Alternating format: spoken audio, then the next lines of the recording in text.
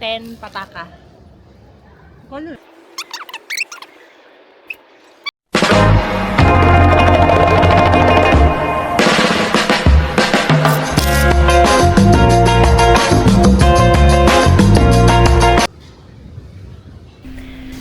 Hello guys! So I'm finally here at Macau, and thank you Lord for your goodness, for all the blessings, and I'm very grateful.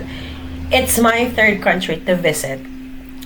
So family and friends, I'm going to make chika about my flight going to Macau, my immigration experience, and my first night experience in Macau. Yun lang. Okay. Okay, so my flight to Jensen to Manila, it's fine. And when I landed at Manila, I go directly to immigration. Dili siya pila, so dili siya hassle for me. And the officer, he only asked me, what is the reason? Bakit ako magpunta ng Macau? So I said that I'm going to attend the choir festival. It's because my niece, Yumi, is a member of the Jensen Youth Choir and they are going to perform. He only asked me the invitation and the return ticket. That's it. Pero syempre, nag-prepare pa rin ako ng COE, ng bank statement. So, dapat dili dyan mag-overthink sa mga post sa TikTok. So, wait lang. Magtabok sa amin ni ate. Pag mag-go na ha.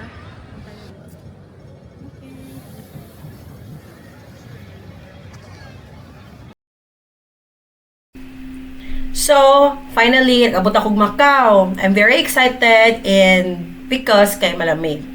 So, nag-actually ko immigration and they gave me a piece of paper that I entered their country and then nagkuha na akong luggage.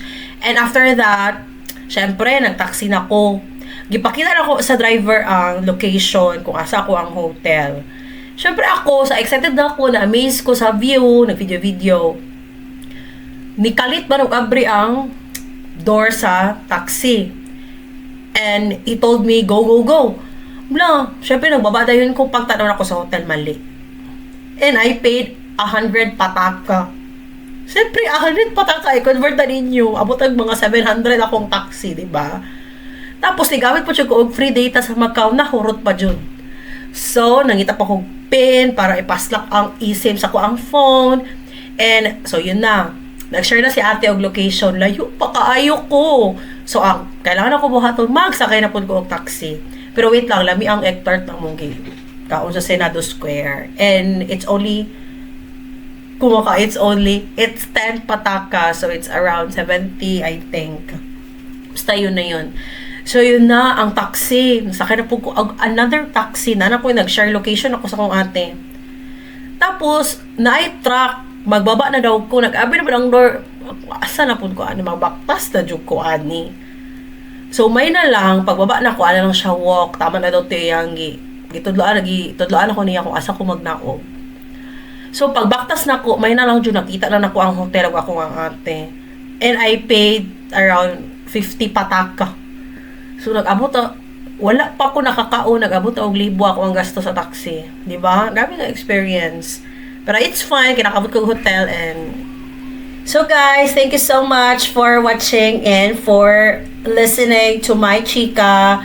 See you soon. Bye!